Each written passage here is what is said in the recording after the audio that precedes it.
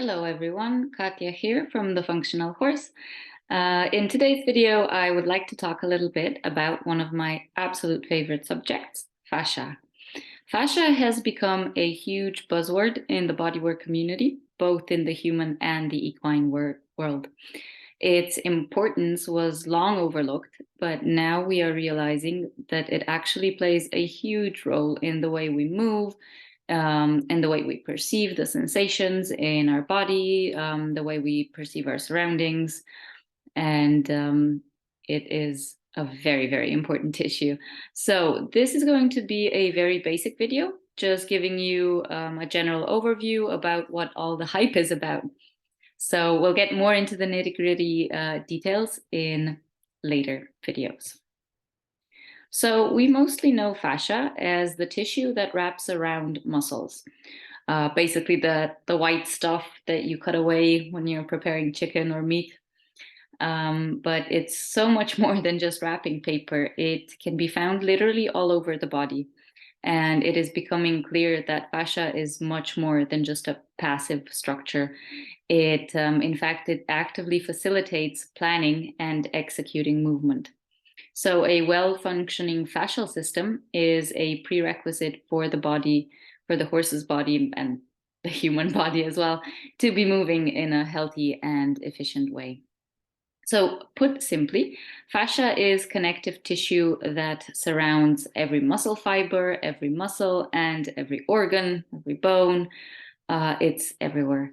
If we were to magically take away all the structures in the horse's body except fascia, we would be left with a perfect cotton candy-like shape of a horse. So yes, fascia is everywhere. Its main components are elastin and collagen, which makes it strong and elastic. Because fascia is tightly connected to the muscle, it is also tightly connected to the function of the muscular system. So if the muscle is not functioning properly, this will have a negative impact on the fascia and vice versa. So every issue with the fascia will compromise muscle function and thus compromise movement. We can imagine this like we're wearing clothes that are too tight. When we put on a t-shirt that's too small, our range of motion, the range of motion of our hands, of our arms will be limited, and our movement will be stilted and stiff. So eventually, if we keep moving that way, this will put strain on our muscles. It will create tension in the body. And the exact same thing happens in the horse's body when his fascia is not working properly. It's like he's wearing clothes that are too tight. So for a long time, fascia was regarded as a passive structure, but newer research has shown that it is actually far from passive. It is actually one of the most important sensory organs in the body, because in the fascia, in the fascial tissue, we can find the highest density of different nerve endings. And this means that fascia plays a big role reporting what's going on in the body and in the environment to the central nervous system. So it plays a huge role in both proprioception, so the sense of where the body and its parts are located in space, as well as interoception, so the sensations that are inside the body. So when it comes to communicating with the brain, research suggests that fascia plays a bigger role than muscles themselves. So it actually plays an active role in orchestrating movement.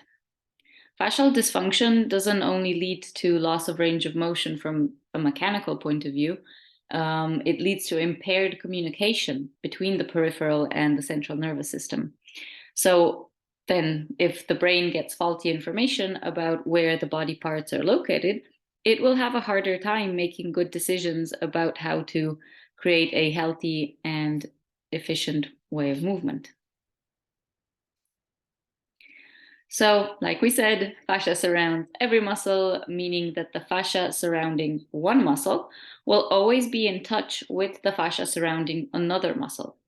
And in order for the body to have an optimal range of motion, the muscles have to be able to slide over one another. And this can only happen if the fascia is healthy. Too much strain on one part of the body can cause adhesions in the fascia. So basically what happens is the fascia sticks to itself, and it creates an area of reduced movement. This is the body's way of trying to protect the muscle that lies underneath. And adhesions in the fascia reduce the gliding, which in turn reduces general range of motion. And very soon, the horse will feel like he's wearing clothes that are too tight. So his movement will start to reflect that too. It will become stiff and stilted. Adhesions can occur due to many different reasons. One of them is too much strain, while the other one can also be a lack of movement.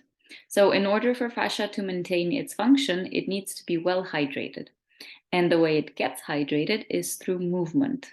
So, if one area doesn't move as it should, the hydration is limited, the fascia dries out, and becomes more prone to sticking to itself. This can happen if, for example, the saddle doesn't fit well and prevents the tissue underneath to move with the horse. And then, because the fascia is dried out, the collagen fibers start to stick together, creating adhesions. The more adhesions, the harder it is to keep the fascia hydrated.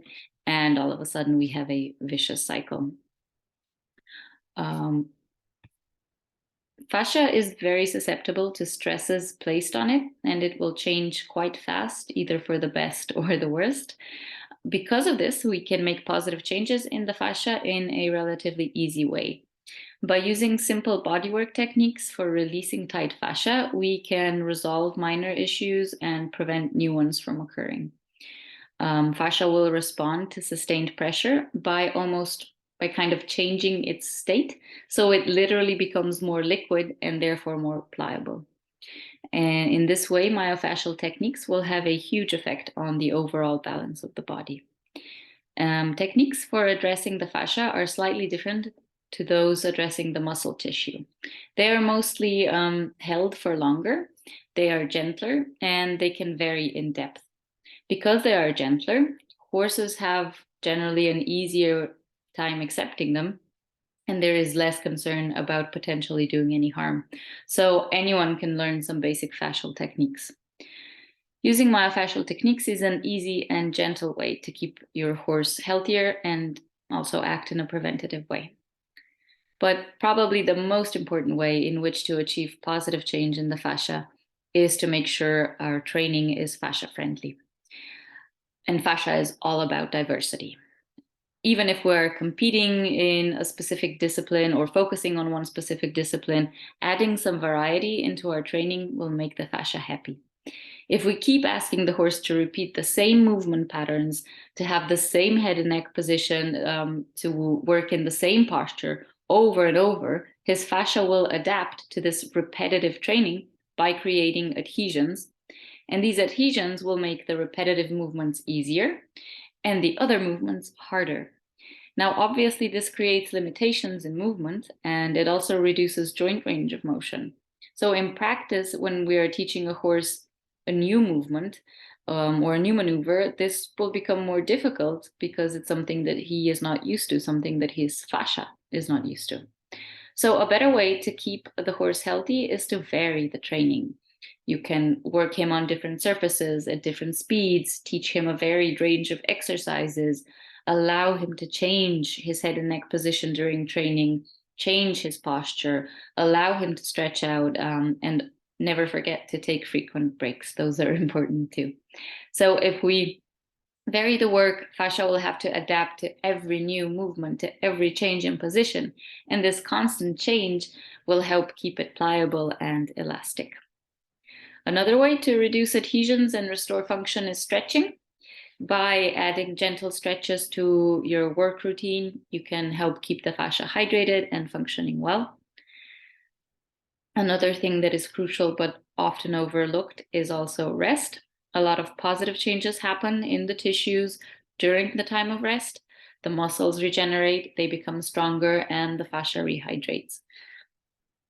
Relaxed tissues absorb more water, which prepares them for the next session of training.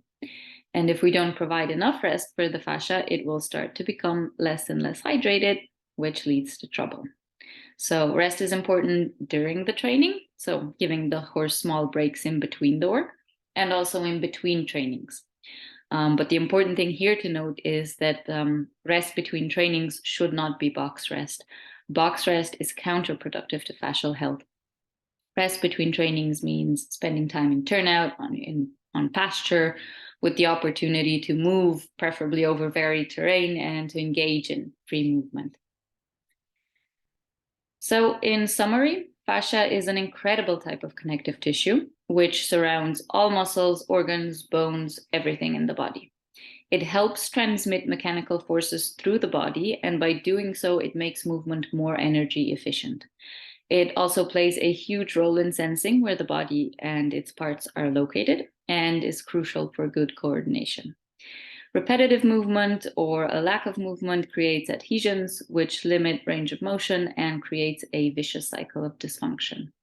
The best way to keep fascia healthy is to keep it moving in all directions, keep it hydrated, and release any smaller adhesions through bodywork techniques before they start causing bigger trouble. When we think about how the body is built and how it works, we often think about each individual part. And sometimes we like to forget that everything is connected, both from a physical and a functional point of view. And this is why we always have to keep in mind the body is a whole. So diverse work, stretching, rest, strengthening exercises, free movement, that is not only a recipe for a healthy fascia, it is a recipe for a healthy body and mind. So thank you so much for joining me today. Be sure to look out for our future videos about fascial health. If you liked this video, don't forget to subscribe. And I would also like to invite you to visit our webpage, thefunctionalhorse.com, where you can sign up for our weekly newsletter. Thank you so much for watching. Have a great day, and I will see you later.